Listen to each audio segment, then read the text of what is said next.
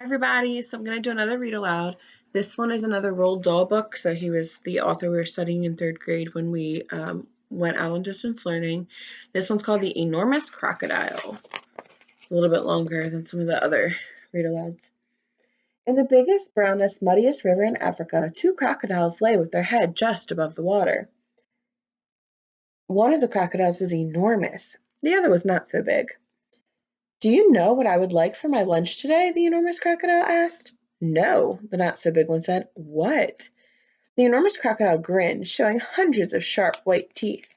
"For my lunch today," he said, "I would like a new juicy little child." "I never eat children," the not so big one said. "Only fish." "Ho, ho, ho!" cried the enormous crocodile. "I'll bet if you saw a fat, juicy little child paddling in the water over there at this very moment, you'd gulp him up in one gulp." "No, I wouldn't," the not so big one said. "Children are too tough and chewy. They are tough and chewy and nasty and bitter." "Tough and chewy!" cried the enormous crocodile. "Nasty and bitter! What awful tummy rot you talk. They are juicy and yummy." "They taste so bitter," said the not so big one. "You have to cover them with sugar before you can eat them." "Children are bigger than fish," said the enormous crocodile. "You get bigger helpings." "You're greedy," the not so big one said. "You're the greediest croc in the whole river." "I am the bravest croc in the whole river," said the enormous crocodile. "I'm the only one who dares to leave the water and go through the jungle to the town to look for little children to eat." "You've only done that once," snorted the not so big one. "And what happened then? They all saw you coming and ran away." "Ah, but today when I go they won't see me at all," said the enormous crocodile. "Of course they'll see you," the not so big one said. "You're so enormous and ugly they'll see you from miles away." The enormous crocodile grinned again, and his terrible sharp teeth sparkled like knives in the sun. "Nobody will see me," he said, "because this time I've thought up secret plans and clever tricks." "Clever tricks!" cried the not so big one. "You've never done anything clever in your life. You're the stupidest croc on the whole river." "I'm the cleverest croc on the whole river," the enormous crocodile answered. "For my lunch today I shall feast upon a fat, juicy little child, while you lie here in the river feeling hungry. Goodbye." The enormous crocodile swam to the side of the river and crawled out of the water. A gigantic creature was standing in the slimy, oozy mud on the river bank. It was Humpy Rumpy the hippopotamus. "Hello, hello," said the Humpy Rumpy. "What on earth are you off to at this Where on earth are you off to at this time of day?" "I have secret plans and clever tricks," said the crocodile. "Oh, really?" said Humpty Rumpty. "I'll bet you're going to do something horrid." The enormous crocodile grinned at Humpy Rumpy and said, "I'm going to fill my hungry, empty tummy with something yummy, yummy, yummy, yummy." "What's so yummy?" asked Humpy Rumpy. "Try to guess," said the crocodile. "It's something that walks on two legs." "You don't mean," said Humpy Rumpy, "you don't really mean you're going to eat a little child?" "Of course I am," said the crocodile. "Oh, you horrid, greedy, grumptious brute," said Humpy Rumpy. "I hope you get caught and cooked and turned into crocodile soup." The enormous crocodile laughed out loud at Humpy Rumpy. Then he waddled off into the jungle. Inside the jungle he met Trunky the elephant. Trunky was nibbling leaves from the top of a tall tree, and he didn't notice the crocodile at first, so the crocodile bit him on the leg. "Ow!" said Trunky in his big, deep voice. "Who did that?" "Oh, it's you, is it, you beastly crocodile? Why don't you go back to the big, muddy, brown river where you belong?" "I have secret plans and clever tricks," said the crocodile. "You mean you've got nasty plans and nasty tricks," said Trunky. "You've never done a nice thing in your whole life." The enormous crocodile grinned up at Trunky and said, "I'm off to find a yummy child for lunch. Keep listening and you'll hear the bones go crunch." "Oh, you wicked, beastly beast!" cried Trunky. "Oh, you foul and filthy fiend! I hope you get squashed and squished and squizzled and boiled up into crocodile stew." The enormous crocodile laughed out loud and disappeared into the thick jungle. A bit further on he met Muggle the monkey. Muggle was sitting in a tree eating nuts. "Hello, Crocky," said Muggle. "What are you up to now?" "I have secret plans and clever tricks," said the crocodile. Would you like some nuts? Asked Mugglewump. I have better things to do than eat nuts, sniffed the crocodile. I didn't think there was anything better than eating nuts, said Mugglewump. Aha, said the enormous crocodile. The sort of things that I'm going to eat have fingers, toenails, arms, legs, and feet. Mugglewump went pale and began to shake all over. You aren't really going to gobble up a little child, are you? He said. Of course I am, said the crocodile. Clothes and all. They taste better with the clothes on. Oh, you horrid, hoggish crock, cried Mugglewump. You slimy creature. I hope the buttons and buckles all stick in your throat and you choke to death. The crocodile grinned up at Mugglewump and said, I eat monkeys too. And as quick as a flash, with one bite of his huge jaws, he bit through the tree that Mugglewump was sitting in, and down it came. But just in time, Mugglewump jumped into the next tree and swung away through the branches. A bit further on, the enormous crocodile met the roly-poly bird. The roly-poly bird was building a nest in an orange tree. Hello there, enormous crocodile, said the roly-poly bird. We don't often see you up here in the jungle. Ah, said the crocodile, I have secret plans and clever tricks. I hope it's not something nasty, said the roly-poly bird. Nasty, cried the crocodile. Of course it's not nasty. It's delicious.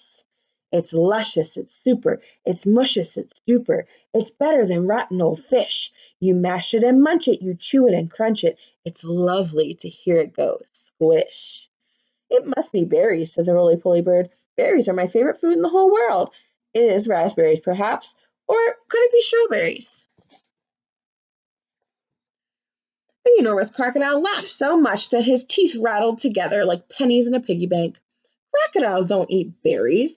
We eat little boys and girls, and sometimes we eat roly-poly birds as well. Very quickly, the crocodile reached up and snapped his jaws at the roly-poly bird. He just missed the bird, but he managed to catch hold of the long, beautiful feathers in its tail. The roly-poly bird gave a shriek of terror and shot straight up into the air, leaving its tail feathers behind in the enormous crocodile's mouth. At last, the enormous crocodile came out of the other side of the jungle into the sunshine. He could see the town not far away. Ho, ho, he said, talking aloud to himself. Ha, ha! That walk through the jungle has made me even hungrier than ever. One child isn't going to be nearly enough for me today. I won't be full up until I've eaten at least 3 juicy little children. He started to creep forward toward the town. The enormous crocodile crept over to a place where there was a lot of coconut trees. He knew that children from the town often came up here looking for coconuts. The trees were too tall for them to climb, but there were always some coconuts on the ground that had fallen down. The enormous crocodile quickly collected all the coconuts that were lying on the ground. He also gathered together several fallen branches. Now for clever trick number 1, he whispered to himself. It won't be long before I am eating the first part of my lunch. He took all the coconut branches and held them between his teeth. He grasped the coconuts in his front paws. Then he stood straight up in the air, balancing himself on his tail. He arranged the branches of the coconut so cleverly that now he looked exactly like a small coconut tree standing among the big coconut trees. Soon 2 children came along. They were brother and sister. The boy was called Toto. His sister was called Mary. They walked around looking for fallen coconuts, but they couldn't find any because the enormous crocodile had gathered them all up. Oh, look! cried Toto. That tree over there is much smaller than the others. It's full of coconuts. I think I could climb that one easily if you help me up the first part. Toto and Mary ran toward what they thought was a small coconut tree. The enormous crocodile peered through the branches, watching them. They came closer and closer. He licked his lips. He began to dribble with excitement. Suddenly there was a tremendous whooshing noise. It was Humpy Rumpy, the hippopotamus. He came crashing and snorting out of the jungle. His head was down low, and he was galloping at a terrific speed. Look out, Toto! Shouted Humpy Rumpy. Look out, Mary! That is not a coconut tree. It's the enormous crocodile, and he wants to eat you up. Humpy Rumpy charged straight at the enormous crocodile. He caught him with his giant head and sent him tumbling and skidding over the ground. "Owie!" cried the crocodile. "Help! Stop it! Where am I?" Toto and Mary ran back to town as fast as they could. But crocodiles are tough. It is difficult for even a hippopotamus to hurt them. The enormous crocodile picked himself up and crept toward the place where the children's playground was. Now for clever trick number 2, he said to himself. This one is certain to work. There were no children in the playground at that moment. They were all in school. The enormous crocodile found a large piece of wood and placed it in the middle of the playground. Then he lay across the piece of wood and tucked his feet in, so he looked almost exactly like a seesaw. When school was over, the children all came running into the playground. Oh, look, they cried, we got a new seesaw. They all crowded around, shouting with excitement. I'll go first. I'll get on the other end. I want to go first. So do I. So do I. Then a girl who was older than the others said, It's a rather funny, novelty sort of seesaw, isn't it? Do you think it's safe to sit on? Of course it is, the others said. It looks strong as anything. The enormous crocodile opened one eye just a tiny bit and watched the children who were crowding around him. Soon, he thought, one of them is going to sit on my head, and then I will give a jerk and a snap, and after that it will be yum, yum, yum. At the moment there was a flash of brown, and something jumped into the playground and hopped up onto the top of the swings. It was Mugglewump the monkey. Run! Mugglewump shouted at the children. All of you, run, run, run! That's not a seesaw, it's the enormous crocodile, and he wants to eat you up. The children screamed and ran for their lives. Mugglewump disappeared back into the jungle, and the enormous crocodile was left all alone on the playground. He cursed the monkey and walked back into the bushes to hide. I'm getting hungrier and hungrier, he said. I shall have to eat at least 4 children before I fill up now. The enormous crocodile crept around the edge of the town, taking great care not to be seen. He came to a place where they were getting ready to have a fair. There were slides and swings and dodgem cars and people selling popcorn and cotton candy. There was also a big merry-go-round. The merry-go-round had marvelous wooden creatures for the children to ride on. There were white horses and lions and tigers and mermaids with fish tails and fearsome dragons with red tongues sticking out of their mouths. Now for clever trick number 3, said the enormous crocodile, licking his lips. When no one was looking, he crept up onto the merry-go-round and put himself between a wooden lion and a fearsome dragon. He sat up a bit on his back legs and he kept very still. He looked exactly like a wooden crocodile on the merry-go-round. Soon all sorts of children came flocking into the fair. Several of them ran toward the merry-go-round. They were so excited. I'm going to ride on a dragon, cried one. I'm going on a lovely white horse, cried another. I'm going on a lion, cried a third one. And one little girl, whose name was Jill, said, I'm going to ride on that funny old wooden crocodile. The enormous crocodile kept very still, but he could see the little girl coming toward him. Yummy, yum, yum, he thought. I'll gulp her up easily in one gulp. Suddenly there was a swish and a swoosh, and something came swishing and swooshing out of the sky. It was the roly-poly bird. He flew around and round the merry-go-round singing, Look out, Jill! Look out! Look out! Don't ride the crocodile! Jill stopped and looked up. That's not a wooden crocodile, sang the roly-poly bird. It's a real one. It's the enormous crocodile from the river, and he wants to eat you up. Jill turned and ran. So did all the other children. Even the man who was working the merry-go-round jumped off and ran away as fast as he could. The enormous crocodile cursed the roly-poly bird and waddled back into the bushes to hide. I'm so hungry now, he said to himself. I could eat 6 children to fill up. Just outside of town there was a pretty little field with trees and bushes all around it. This was called a picnic place. There were several wooden tables and long benches, and people were allowed to go there and have a picnic at any time. The enormous crocodile crept over to the picnic place. There was no one in sight. Now for clever trick number 4, he whispered to himself. He picked a lovely bunch of flowers and arranged it on one of the tables. From the same table he took away one of the branches and hid in the bushes. Then he put himself in the place where the bench had been. By tucking his head under his chest and by twisting his tail out of sight, he made himself look very much like a long wooden bench with 4 legs. Soon 2 boys and 2 girls came along carrying baskets of food. They were all from one family, and the mother had said they could go and have a picnic together. Which table shall we sit at? Said one. Let's eat the table with the lovely flowers on it, said another. The enormous crocodile kept as quiet as a mouse.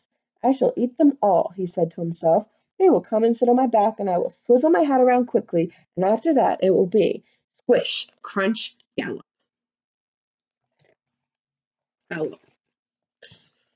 Suddenly a big deep voice from the jungle shouted, Stand back, children! Stand back! Stand back! The children stopped and stared at the place where the voice was coming from. Then, with a crashing of branches, Trunky the elephant came rushing out of the jungle. That's not a bench you were going to sit on, he bellowed. It's the enormous crocodile, and he wants to eat you all up.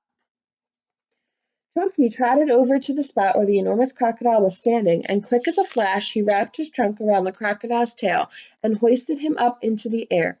Hey, let me go, yelled the enormous crocodile, who was now dangling upside down. Let me go, let me go.